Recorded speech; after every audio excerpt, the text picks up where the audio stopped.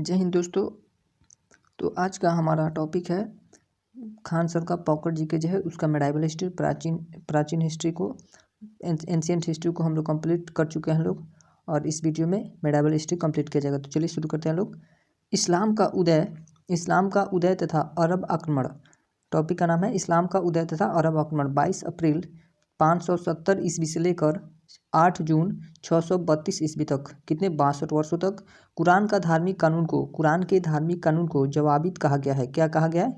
जवाबित कहा गया है। मदीना के कुरैश तथा मुस्लिमों के बीच 3 युद्ध हुए थे। कितने युद्ध हुए थे? 3 युद्ध हुए। पहला युद्ध था जंग बदर। ये कब हुआ था? मार्च से अप्रैल तक 624 ईस्वी में। दूसरा युद्ध हुआ था जंग उहद, मार्च से 625 ईस्वी तक। तीसरा युद्ध था जंग खंदक, मार्च से अप्रैल 627 ईस्वी में। इस्लामी कानून बादशाह को राजनीतिक संस्था स्वीकार नहीं करता है, इसलिए उत्तराधिकार के नियम को भी नहीं मानता है। इस्लामी कानून बादशाह को राजनीतिक संस्था स्वीकार नहीं करता है, इसलिए उत्तराधिकार के नियम को भी नहीं मानता है।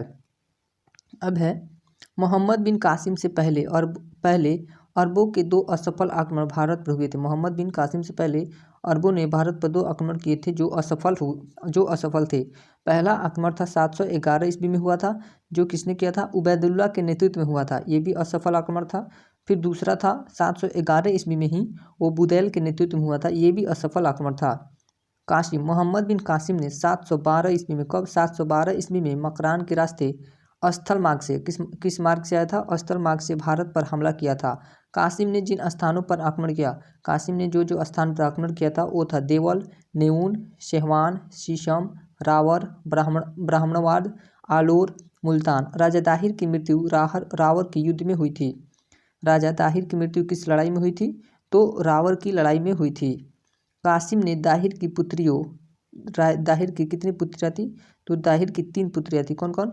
तो पहली थी सूर्य देवी, दूसरी थी परिमल देवी, को ब्राह्मणवाद से पकड़ा था। कहाँ से? ब्राह्मणवाद से पकड़ा था। बजहरा शीशम के जाटों का सेनापति था। किसके सेनापति था? शीशम के जाटों का। वह कासिम के शीशम पर आक्रमण के समय मारा गया था। मोहम्मद बिन कासिम तथा खलीफा वलीद की मृत्यु 714 ईस्वी में हुई। वलीद के बाद सुलेमान खलीफा बना। वलीद के बाद सुलेमान कौन बना? खलीफा। सुलेमान खलीफा बना। चालुक्य शासक पुलकेशी राज अवनी जनाचार्य को अरबों को पराजित करने के कारण नौशारी अभिलेख में दक्षिण पथ के ठोस स्तंभ की उपाधि दी गई है।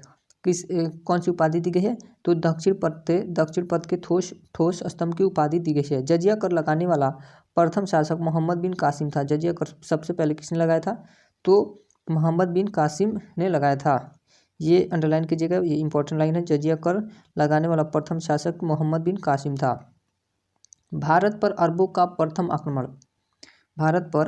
प्रथम आक्रमण। 636 ईस्वी में खलीफा उमर के समय थाने पर हुआ था। किसके समय हुआ था? खलीफा उमर के समय। और कहाँ हुआ था?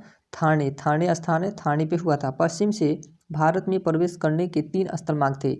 पश्चिम से भारत में प्रवेश करने के कितने मार्ग थे? तीन मार्ग थे। पहला था हैबर की घाटी, दूसरा था बोलन की घाटी, तीसरा था मकरान की घाटी और चौथा था जलमार्ग से। सर विलियम म्योर के अनुसार, कौन? सर विलियम म्योर के अनुसार सिंध विजय ने इस्लामी नीतियों में एक नए युग का प्रारंभ किया। गिब्बन के अनुसार हजरत मोहम्मद ने एक हाथ में तलवार तथा दूसरे हाथ में कुरान लेकर इस्लाम का प्रचार किया। गिब्बन के अनुसार हजरत मोहम्मद ने एक हाथ में तलवार तथा दूसरे हाथ में कुरान लेकर इस्लाम का प्रचार किया। सुलेमान 9वीं सदी के भारत आगमन के समय, जब सुलेमान ने भारत आगमन किया तो उस समय प्रतिहार शासक कौन था? मिहिर भोज थे। और पाल शासक धर्मपाल तथा देवपाल थे। अल-मसूदी जब भारत आया था, अल-मसूदी 10वीं सदी में भारत आगमन के समय प्रतिहार शासक महिपाल थे और राष्ट्रकूट शासक इंद्र तृतीय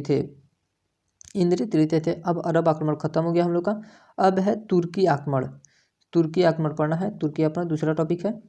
गजनी वंश का स्थापना अल्पगीन ने की थी। गजनी वंश की स्थापना किसने की थी? अल्पगीन ने की थी। इसे यामनी वंश भी कहा जाता है। इसे कौन सा वंश कहा जाता है?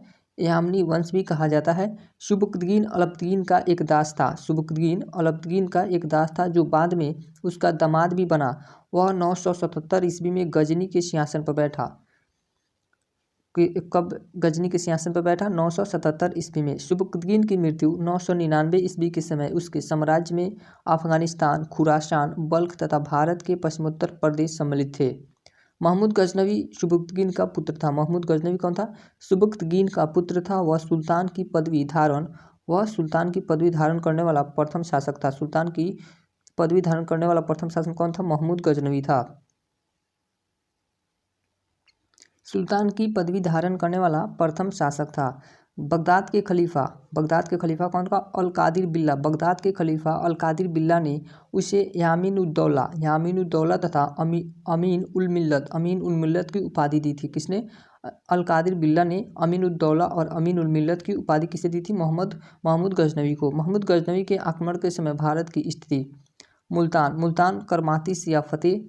सिंध पर अरब आक्रमण। भारत की स्थिति क्या थी आक्रमण के समय? सिंध अरब। हिंदुकुश पर जयपाल शासक थे। सिंध पर अरब का शासन था। हिंदुकुश पर जयपाल शासक हिंदू शाही वंश के शासक थे। कश्मीर पर संग्राम राज थे, जो लोहार वंश के शासक थे। कश्मीर पर किसका शासन था? संग्राम राज का। कनौज पर राज्यपाल थे, प्रतिहार वंश के शासक थे। बंगाल पर महिपाल प्रथम थे। महिपाल प्रथम कहाँ थे? बंगाल में, जो पाल वंश के शासक थे। उसके बाद दक्षिण भारत में चोल तथा चालुक्य थे। दक्षिण भारत में कौन था? चोल तथा चालुक्य थे। दिल्ली पर अनंगपाल था, जो तोमर वंश का शासक था। दिल्ली पर कौन था? अनंगपाल, जो तोमर वंश का शासक था। गुजरात पर दुर्लभराज, जो चालुक्य वंश के शासक थे। उसके बाद है बुंदेलखंड पर चंदेल वंश का शासन था। बहिंद का युद्ध महमूद तथा आनंद पाल के बीच हुआ था। बहिंद का युद्ध किसके बीच हुआ था? महमूद गजनवी तथा आनंद पाल के बीच हुआ था। महमूद के आक्रमण के समय हिंदू शाही राज्य की राजधानी उद्भांडपुर थी। हिंदू शाही राज्य की राजधानी कहाँ थी? उद्भांडपुर थी। महमूद ने संस्कृत लिखे सिक्के चांदी के जारी किए थे। महमूद ने संस्कृत लिखे सिक्के, वैसा सिक्का था जिसपे संस्कृत में लिखा हुआ था, और वो किस चीज़ का था? चांदी का सिक्का था, और उसने महमूद गजनवी ने जारी किए थे। महमूद ने 1001 ईस्वी से लेकर 1027 ईस्वी तक भारत पर कुल कितने आक्रमण किए थे? 17 बार आक्रमण किए थे। इस लाइन को अंडरलाइन कीजिएगा। महमूद ने 1001 से लेकर 1027 तक भारत पर कुल 17 बार आक्रमण किए थे। कुछ प्रमुख आक्रमण। चौथा आक्रमण मुल्तान पर किया था। चौथा आक्रमण कहाँ किया था? मुल्तान पर, जो 1005 ईस्वी में किया था। 12वां आक्रमण कनौज मथुरा पर किया था 1018 ईस्वी में। 14वां आक्रमण ग्वालियर कालिंजर पर किया था 1021 ईस्वी में। 15वां आक्रमण गुजरात पर किया था 1024 ईस्वी में।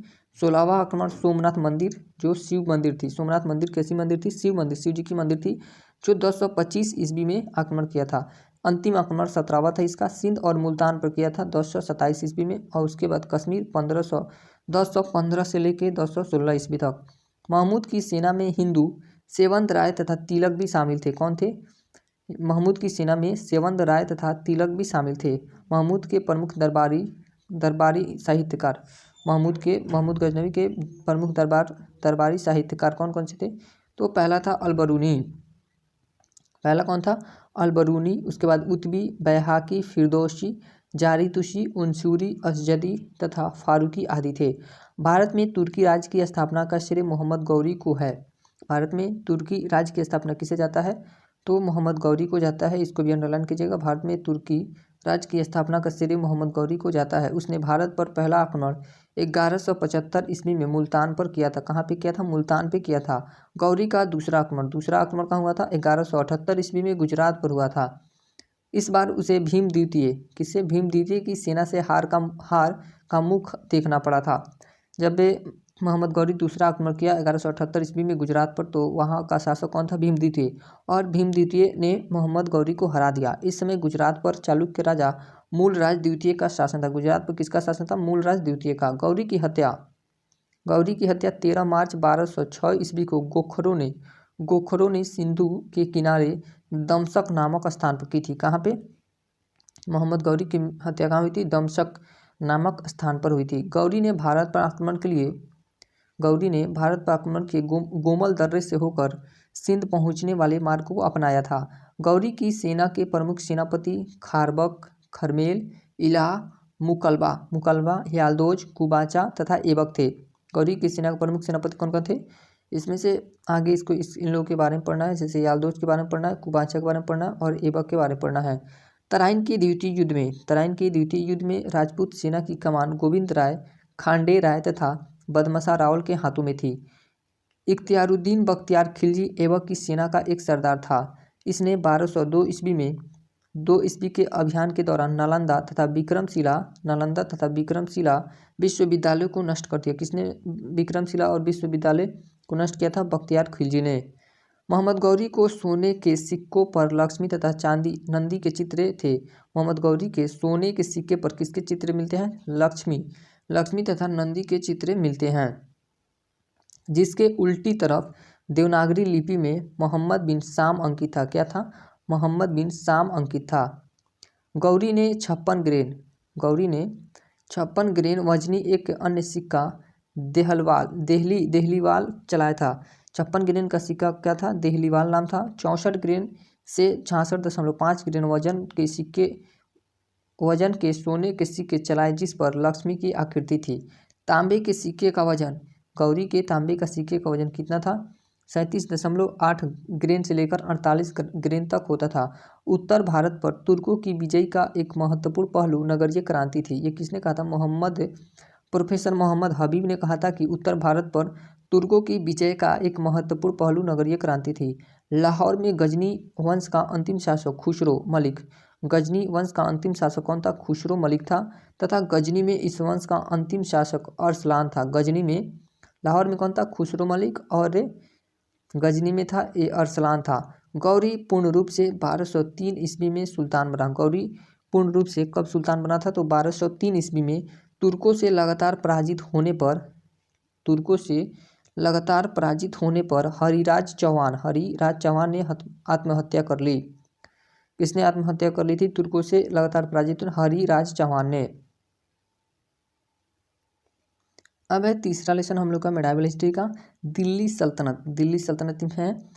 दिल्ली सल्तनत में सबसे पहला वंश है गुलाम वंश। इसका शासनकाल 1206 ईस्वी से लेकर 1290 ईस्वी तक रहा था। 1206 ईस्वी से लेकर 1290। इसमें पहला शासक के बारे में पढ़ते हैं, कुतुबुद्दीन ऐबक। भी ऊपर अंडरलाइन किए थे याल्दोज, कुबाचा और ऐबक के बारे में। ऐबक को निसापुर के काजी फखरुद्दीन अब्दुल अजीज कूफी, किसने? अब्दुल अजीज कूफी ने खरीदा था। काजी के पुत्रों से गौरी ने ऐबक को खरीदा था। ऐबक को लाख बख्श, पील बख्श, हातिम द्वितीय तथा कुरान खान आदि उपनामों से भी जाना जाता है। कुतुबुद्दीन ऐबक को लाख बख्श, पील बख्श, हातिम द्वितीय तथा कुरान खान आदि उपनामों से भी जाना जाता है। प्रोफेसर हबीबुल्लाह खान ने गुलाम वंश को ममलूक वंश की संज्ञा दी थी। किसने ममलूक वंश की संज्ञा दी थी? तो हबीबुल्लाह खान ने। दिल्ली सल्तनत के अधिकांश शासक इलवारी तुर्क जाति के थे। दिल्ली सल्तनत के अधिकांश शासक किससे? तुर्क जाति के थे। तो इलवारी तुर्क जाति के थे। कुतुब मीनार के निर्माण कार्य प्रारंभ कुतुबुद्दीन ऐबक ने किया था। कुतुब मीनार का निर्माण कार्य किसने प्रारंभ किया था? कुतुबुद्दीन ऐबक ने। इसे पूर्ण कराने का श्रेय इल्तुतमिश को दिया जाता है। कुतुब मीनार को पूर्ण किसने कराया था? तो इल्तुतमिश ने कराया था। इसकी ऊंचाई 240 फीट है। अजमेर में स्थित 2.5 दिन का झोपड़ा का निर्माण कुतुबुद्दीन ऐबक ने कराया था। इसको अंडरलाइन कीजिएगा। अजमेर में स्थित 2.5 दिन का झोपड़ा किसने निर्माण कराया था? कुतुबुद्दीन ऐबक ने कराया था। भारत में सुल्तान की उपाधि का प्रचलन तुर्कों ने किया था। भारत में सुल्तान की उपाधि का प्रचलन किसने किया था? तो तुर्कों ने किया था।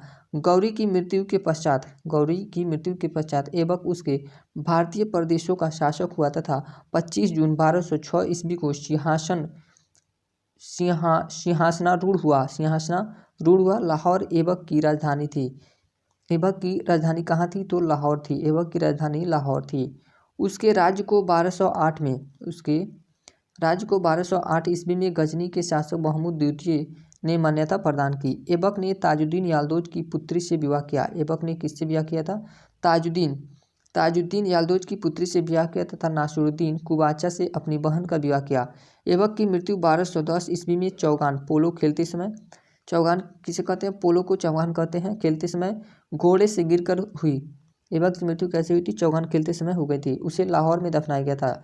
उसे कहाँ दफनाया गया था? लाहौर में। फ़ख-ए-मुदव्विर तथा हसन निजामी ऐबक के दरबार में रहते थे। ऐबक ने 1208 ईस्वी में 1208 ईस्वी में दास्ता से मुक्ति मिली थी। ऐबक को 1208 ईस्वी में दास्ता से मुक्ति मिली थी। गौरी के उत्तराधिकारी ग्यासुद्दीन से मुक्ति पत्र प्राप्त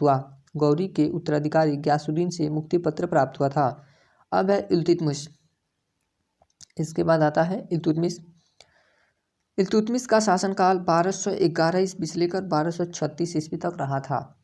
इल्तुतमिश इलबरी तुर्क था। इल्तुतमिश क्या था? इलबरी तुर्क था। सुल्तान बनने के समय वह बदायूं का सूबेदार था। सुल्तान बनने से पहले वो कहाँ का सूबेदार था? बदायूं का सूबेदार था। इल्तुतमिश ऐबक का दास था। ऐबक ने उसे गुजरात अभियान से लौटते समय खरीदा था। कोकरों से युद्ध के दौरान उसकी प्रतिभा से प्रसन्न होकर 1205 ईस्वी में गौरी ने ऐबक को उसे मुक्त करने का आदेश दिया था। इल्तुतमिश को सुल्तान के पद की स्वीकृति बगदाद के खलीफा अल मुंतशिर बिल्ला से 1229 में मिली थी। इल्तुतमिश को सुल्तान के पद की स्वीकृति कहाँ के खलीफा थे? बगदाद के खलीफा थे। और खलीफा का नाम क्या था? खलीफा अल मुंतशिर बिल्ला से कब मिली थी? 1229 ईस्वी में मिली थी। इसे खिल्लत कहा गया है। इसे क्या कहा गया है? खिल्लत कहा गया है। दिल्ली सल्तनत का वास्तविक संस्थापक इल्तुतमिश को माना जाता है। इसको अंडरलाइन करेंगे लोग। दिल्ली सल्तनत का वास्तविक संस्थापक के इल्तुतमिश को माना जाता है। अब है इल्तुतमिश प्रथम शासक या इल्तुतमिश प्रथम शासक या जिसने सर्वप्रथम अस्थायी सेना का गठन किया था। इल्तुतमिश से प्रथम ऐसा शासक था जिसने अस्थायी सेना का गठन किया था। शुद्ध अरबी भाषा में सिक्के जारी करने वाला दिल्ली सल्तनत का प्रथम शासक इल्तुतमिश या इसे जीतल टांग का सिक्का जारी किया था। शुद्ध अरबी भाषा में सिक्के जारी करने वाला भी दिल्ली सल्तनत का प्रथम शासक यही था, इल्तुतमिश। इक्ता प्रथा को इल्तुतमिश ने चालू किया था। इक्ता प्रथा को इल्तुतमिश ने ही शुरू किया था। तुर्काने चहलगानी 40 बीघा का गठन इल्तुतमिश ने ही किया था। इल्तुतमिश दिल्ली सल्तनत का प्रथम प्रभुत्व संपन्न शासक था जिसने बगदाद के खलीफा से वैधानिक सम्राट की मान्यता प्राप्त की। खलीफा से सुल्तान आजम की उपाधि धारण की थी। खलीफा से कौन सी उपाधि प्राप्त की थी? सुल्तान आजम की उपाधि मिली थी। मिनहाज सिराज ने तबकात नासरी में इसे संबंध में लिखा कि इस्लाम की राजधानी से भेजे गए लाल वस्त्र, आभूषण या उपहार को सुल्तान उसके पुत्रों तथा अमीरों ने स्वीकार किया था। किसने स्वीकार किया था? इस लाइन को अंडरलाइन करेंगे। लिखो, मिनहाज उस सिराज ने तबकात नासरी। मिनहाज उस सिराज की पुस्तक का नाम है तबकात नासरी। इसने सल्तनत की राजधानी लाहौर से दिल्ली स्थानांतरित किया। इसने दिल्ली सल्तनत की राजधानी कहाँ थी? लाहौर से दिल्ली को स्थानांतरित कर दिया। निज़ामुद्दीन जुनैदी इल्तुतमिश का वजीर था। इल्तुतमिश के समय चंगेज खान के नेतृत्व में मंगोल आक्रमण का खतरा उत्पन्न हुआ। अवध में पीरथू का विद्रोह इल्तुतमिश के काल में हुआ था। अवध में पीरथू का विद्रोह किसके काल में हुआ था? तो इल्तुतमिश के काल में हुआ था। इल्तुतमिश के सैन्य अभियान। इल्तुतमिश के क्या है? सैन्य अभियान। कुबाचा याल्दोज से तराइन का तृतीय युद्ध कब हुआ था? ये बहुत किसी को पता नहीं रहता है, क्योंकि 1191 तराइन का प्रथम युद्ध और 1192 तराइन का द्वितीय याद रहता है, बट तराइन का तृतीय युद्ध याद नहीं रहता। इसको वेरी वेरी इंपॉर्टेंट करके अंडरलाइन करें। तराइन का तृतीय युद्ध कब हुआ था? 1215 में। और किसके बीच हुआ था? इल्तुतमिश और याल्दोज के बीच हुआ था। कुबाचा से संघर्ष 1217 से 1228 के बीच रहा। कुबाचा से संघर्ष कब तक? 1217 से 1228 तक रहा। रणथंभौर 1226। उसके बाद है चित्तौड़ पर कब आक्रमण किया था? 1227 ईस्वी में। चित्तौड़ पर 1227 ईस्वी में आक्रमण किया। उसके बाद है ग्वालियर, मंगलदेव, वहाँ के शासक कौन थे? मंगलदेव। 1231 में उसे जीत लिया था। इल्तुतमिश का अंतिम सैन्य अभियान बामियान के विरुद्ध था। इसको अंडरलाइन करेंगे। इल्तुतमिश का अंतिम सैन्य अभियान कहाँ था? बामियान के विरुद्ध हुआ था। बयाना पर आक्रमण करने जाते समय रास्ते में वह बीमार हो गया तथा 1236 ईस्वी में मृत्यु हो गई। इल्तुतमिश की मृत्यु कब हुई थी? तो 1236 ईस्वी में हुई थी। इल्तुतमिश ने शुद्ध अरबी सिक्के चलाए थे। इल्तुतमिश ने क्या चलाए थे? शुद्ध अरबी सिक्के चलाए थे। चांदी का टांका 175 ग्रेन का था। चांदी का टांका किसने चलाया था? इल्तुतमिश ने। और वह कितने ग्रेन का था? तो वह 175 ग्रेन का था। तांबे का जीतल भी उसी ने चलाया था और यह 22 से 33.5 ग्रेन का होता था। उसके बाद है सिक्कों पर टकसाल का नाम लिखने की परंपरा चलाई थी। सिक्कों पर टकसाल का नाम लिखने की परंपरा किसने चलाई थी? तो इसको भी इल्तुतमिश ने चलाया था।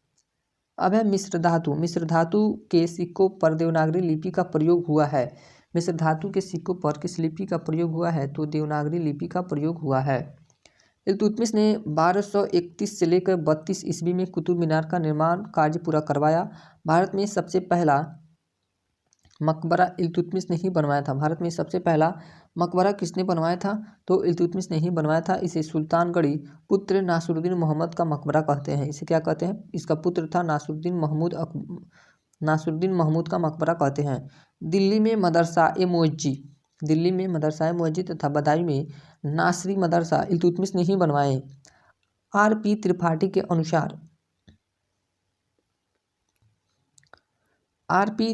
के अनुसार भारत में मुस्लिम प्रभुसत्ता का वास्तविक के प्रारंभ उसी से होता है। इल्तुतमिश ने कहा है भारत अरब नहीं है, इसे दारुल इस्लाम में परिवर्तित करना व्यवहार रूप में संभव नहीं है। भारत क्या है? अरब नहीं है और इसे दारुल इस्लाम में परिवर्तित करना व्यवहार रूप में संभव नहीं है। इल्तुतमिश के काल में प्रांतीय सेना को हस्म अतरक कहा जाता था। इल्तुतमिश के काल में प्रांतीय सेना को क्या कहा जाता था? हस्म अतरक कहा जाता था। इल्तुतमिश के पुत्र बहराम शाह के समय नायब ममालिकत के नए पद के सृजन किया गया। तुर्क सरदारों ने सुल्तान की शक्ति सीमित करने के लिए इस पद का सृजन किया था। किसने किया था? तो तुर्क सरदारों ने इस पद का निर्माण किया था। नायब के पद पर रहने वाला प्रथम व्यक्ति एतगिन था। इसको अंडरलाइन करेंगे लोग। इस पद पर, नायब के पद पर रहने वाला प्रथम व्यक्ति कौन था? तो एतगिन था।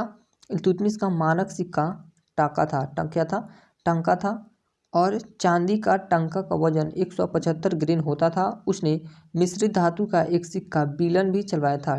टांका, जीतल और बीलन भी चलाया था, जो चांदी तथा तांबे का मिश्रण था।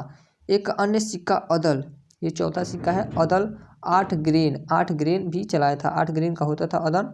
इल्तुतमिश के तांबे तथा मिश्र धातु के सिक्के पर देवनागरी लिपि का प्रयोग हुआ है। इल्तुतमिश के तांबे तथा मिश्र धातु के सिक्के पर किस लिपि का प्रयोग हुआ है? तो देवनागरी लिपि का प्रयोग हुआ है। चांदी के सिक्के पर नहीं मिला है देवनागरी लिपि। सिक्कों के एक ओर बगदाद के खलीफा अल मुंतशिर का नाम अंकित होता था। सिक्कों के एक ओर क्या अंकित होता था? तो बगदाद के खलीफा थे अल मुंतशिर का नाम अंकित होता था। एक टंका किस धातु का होता था? तो यह चांदी का होता था और यह कितने बराबर होता था? तो 48 जीतल के बराबर एक टंका होता था। 48 जीतल तांबा का होता था और यह 48 जीतल 192 दाम के बराबर होता था। दाम भी तांबा का होता था और 192 दाम 490 दिरहम का होता था। अब है रजिया सुल्तान। इल्तुतमिश के बाद शासिका बनती है रजिया सुल्तान। इसका शासनकाल 1236 ईस्वी से लेकर 1240 ईस्वी तक रहा। रजिया दिल्ली की जनता के सहयोग से सिंहासन पर बैठी थी। रजिया किसके सहयोग से दिल्ली की सल्तनत पर बैठी थी? तो जनता के सहयोग से। वह भारत की प्रथम मुस्लिम शासिका थी। अंडरलाइन करेंगे लोग, वह भारत की प्रथम मुस्लिम शासिका थी। जमालुद्दीन याकूत एक अबिसिनियन मलिक था। रजिया ने उसे अमीर ए आखुर पद दिया था। अमीर ए आखुर पद किसको दिया था रजिया ने?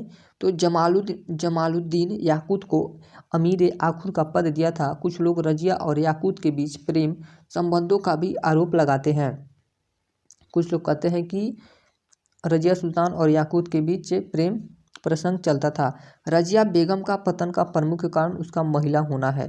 रजिया सुल्तान के बाद शासक बनता है नासिरुद्दीन महमूद, जिसका शासनकाल 1246 ईस्वी से लेकर 1266 ईस्वी तक रहा। नासिरुद्दीन इल्तुतमिश का पुत्र था। यह किसका पुत्र था? इल्तुतमिश का पुत्र था। वह 10 जून 1246 ईस्वी को दिल्ली का सुल्तान बना। इसने बलबन को उलुग खान की उपाधि दी थी। बलबन को उलुग खान की उपाधि किसने दी थी? तो नासिरुद्दीन ने दी थी। तथा बलबन को अमीर हाजिब का पद दिया। उसके समय में बलबन नायब के पद पर भी रहा। किसके समय में? नासिरुद्दीन के समय में बलबन अमीर हाजिब पर पद दे दिया गया और नायब के पद पर रहा था। की पॉइंट है, ऐबक ने आराम से इल्तुतमिश को रोककर रजिया और बहरे अलाउद्दीन को नासिर की गद्दी पर बैठने का हुक्म दिया। रजिया के बाद शासक बनता है बलबन, ग्यासुद्दीन बलबन, जिसका शासनकाल 1266 ईस्वी से लेकर 1286 ईस्वी तक रहा। बलबन का असली नाम बहाउद्दीन था। बलबन का असली नाम क्या था?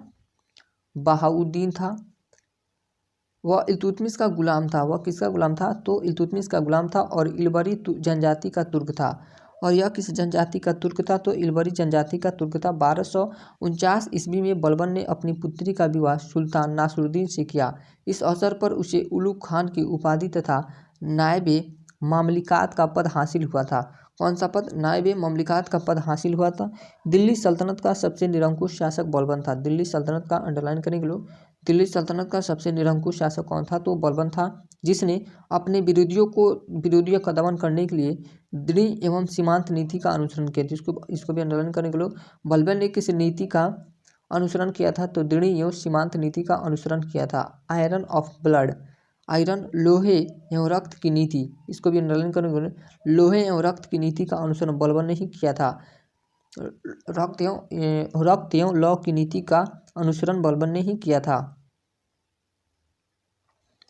तुर्काने चहलगानी चालीसा विभाग का दमन बलबन ने ही किया था। चालीसा विभाग का खत्मांतर कितने किया था? तो बलबन ने किया था। अमीर खुसरो व अमीर हसन, कौन से? अमीर खुसरो व अमीर हसन बलबन के दरबारी कवि थे। बलबन के दरबारी कवि कौन कौन से थे? अमीर खुसरो व अमीर हसन। अमीर खुसरो एटा उत्तर प्रदेश का निवासी। अमीर खुसरो कहाँ के निवासी? उत्तर प्रदेश। या वह निज़ामुद्दीन औलिया का शिष्य था। ये निज़ामुद्दीन औलिया के भी शिष्य थे। इसने सितार एवं कव्वाली का आविष्कार किया था। सितार एवं कव्वाली का आविष्कार किसने किया था? तो अमीर खुसरो ने किया था कव्वाली एवं सितार का आविष्कार। इसे तूते ही हिंद कहा जाता है। इसे क्या कहा जाता है? तूते ही हिंद कहा जाता है। भारत में नौरोज कौन सा उत्सव है? नौरोज उत्सव का प्रचलन बलबन ने ही किया था। यह नौरोज कौन लोग मनाते हैं? तो पारसी धर्म के लोग नौरोज मनाते हैं। उसके बाद है बलबन ने स्वयं को अफ्रीसियाई वंश उच्च कुल का घोषित किया। राजा पृथ्वी पर ईश्वर का प्रतिनिधि है, इस सिद्धांत का सर्वप्रथम प्रतिपादन बलबन ने किया था। राजा पृथ्वी पर ईश्वर का प्रतिनिधि है, इस सिद्धांत का प्रतिपादन किसने किया था? तो बलबन ने ही किया था। बलबन ने खलीफा की सत्ता को मान्यता दी तथा साथ ही उसका नाम सिक्कों पर खुदवाया था। बलबन ने खलीफा की सत्ता को मान्यता दी तथा साथ ही उसका नाम सिक्कों पर खुदवाया। उसके बाद है बलबन के समय 1279 ईस्वी में, बलबन के समय कब? 1279 ईस्वी में बंगाल में तुगरिल खान ने विद्रोह किया था। ये बहुत बार आया है क्वेश्चन एग्जाम में। बलबन के समय, इसको अंडरलाइन करेंगे लोग। बलबन के समय 1229 ईस्वी में बंगाल में तुगरिल खान ने विद्रोह किया तथा मलिक मुकद्दिर अली को तुगरिल का सिर काटने के उपलक्ष्य में तुगरिल कुश की उपाधि दी गई थी। किसको? मलिक मुकद्दिर अली को तुगरिल कुश की उपाधि प्रदान की गई थी। सल्तनत काल में बलबन ने सर्वप्रथम दीवाने अर्ज का गठन किया था। दीवाने अर्ज का, इसको भी अंडरलाइन करेंगे लोग। सल्तनत काल में बलबन ने सर्वप्रथम दीवाने अर्ज का गठन किया। उसकी अच्छी सैन्य व्यवस्था का श्रेय इमादुल मुल्क को जाता है। उसकी अच्छी सैन्य व्यवस्था का श्रेय किसे जाता है? तो इमादुल मुल्क को जाता है। बलबन के बड़े पुत्र शाहजादा मुहम्मद की मृत्यु मंगोलों से युद्ध के दौरान हुई। अमीर खुसरो ने अपना दरबारी जीवन शाहजादा मुहम्मद के समय ही आरंभ किया था। बर्नी ने बलबन की वाशाया का संकलन किया है। बलबन के समय दिल्ली का कोतवाल मलिक फ़खरुद्दीन था। दिल्ली का कोतवाल कौन था? मलिक फ़खरुद्दीन था। बलबन के समय दिल्ली का कोतवाल मलिक फ़खरुद्दीन था। बलबन भारत का पहला शासक था जिसने जिले इलाही की उपाधि धारण की थी। इसको भी अंडरलाइन कर लेंगे लोग। बलबन भारत का पहला एक ऐसा शासक था जिसने जिले इलाही की उपाधि धारण किया था। अब बलबन ने बदायूं के इक़्तिदार मलिक बकबक को जनता के सामने कोड़ों से पिटवाया था, क्योंकि उसने एक दास को पीट कर मार डाला था। बलबन ने इक्ताओं के भ्रष्टाचार को रोकने के लिए ख्वाजा नामक अधिकारी की नियुक्ति की थी। किसकी नियुक्ति की थी? ख्वाजा नामक अधिकारी की नियुक्ति की थी। इसका कार्य राजस्व से संबंधित प्रशासन था।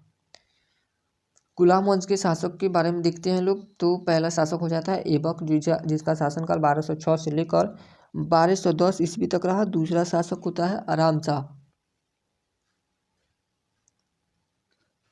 दूसरा शासक आराम शाह होता है, जो 8 महीना शायद शासन करता है। तीसरा शासक होता है इल्तुतमिश। यह शासन करता है 1211 से लेकर 1236 ईस्वी तक।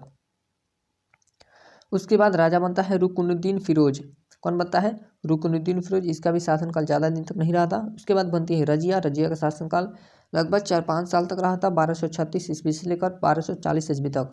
मुइजुद्दीन, रजिया के बाद बनता है मुइजुद्दीन बहराम शाह, उसके बाद अलाउद्दीन मसूद शाह बनता है। 8वां नंबर बनता है नसरुद्दीन महमूद, जो 1246 से 1266 ईस्वी तक रहा। उसके बाद बलबन बनता है, बलबन 1266 से लेकर 1286 ईस्वी तक रहा था। अब है खिलजी वंश। खिलजी वंश का शासनकाल 1290 से लेकर 1320 ईस्वी तक रहा। खिलजी वंश का प्रथम शासक बनता है जलालुद्दीन खिलजी। जलालुद्दीन खिलजी का शासनकाल 1290 से लेकर 1296 तक रहा था। दिल्ली सल्तनत के काल में खिलजी वंश ने सबसे कम समय 1290 से लेकर 1320 ईस्वी केवल 30 वर्षों तक शासन किया था। दिल्ली सल्तनत में सबसे कम वर्षों तक शासन करने वाला वंश कौन था? तो खिलजी वंश था। प्रथम शासक जलालुद्दीन खिलजी। प्रथम शासक कौन थे? जलालुद्दीन खिलजी। तथा अंतिम शासक नासिरुद्दीन खुसरो था। अंतिम शासक कौन था? नासिरुद्दीन खुसरो। सल्तनत काल में उच्च पदों पर भारतीयों की नियुक्ति की प्रथा खिलजी काल में प्रारंभ हुई थी। सल्तनत काल में उच्च पदों, कौन से उच्च पदों पर भारतीयों की नियुक्ति की प्रथा खिलजी काल में प्रारंभ हुई थी? मलिक छज्जू बलबन का भतीजा था। बलबन का भतीजा कौन था? मलिक छज्जू। जलालुद्दीन ने उसे कड़ा मानिकपुर का सूबेदार बनाया था। उसने 1290 ईस्वी में ही विद्रोह किया था, लेकिन जलालुद्दीन ने उसके साथ नम्रता का व्यवहार किया था। जलालुद्दीन के समय 2 बार मंगोल आक्रमण का खतरा उत्पन्न हुआ था। कितनी बार हुआ था? 2 बार मंगोलों का आक्रमण का खतरा उत्पन्न हुआ था। पहला हलाकू के पुत्र पहला खतरा अब्दुल्ला, हलाकू के पुत्र कौन था? अब्दुल्ला के नेतृत्व में, तथा दूसरा चंगेज खान के नाती उलुग खान के नेतृत्व में। चंगेज खान का नाती का नाम क्या था? उलुग खान। और हलाकू खान के पुत्र का नाम क्या था? तो अब्दुल्ला। यह दोनों मंगोलों आक्रमण का खतरा बना था जलालुद्दीन के समय। उलुग खान के नेतृत्व में 4000 मंगोलों ने इस्लाम कबूल कर लिया। उलुग खान के नेतृत्व में 4000 मंगोलों ने इस्लाम को कबूल कर लिया था, तथा वे दिल्ली में ही बस गए। इन्हीं मंगोलों को नौ मुसलमान कहा गया। इन्हीं मंगोलों क्या कहा गया है? नौ मुसलमान कहा गया है। कालांतर में जलालुद्दीन ने अपनी पुत्री का विवाह उलुग खान से कर दिया। दीवाने वकूफ़ की स्थापना जलालुद्दीन खिलजी ने की थी। दीवाने वकूफ़ की स्थापना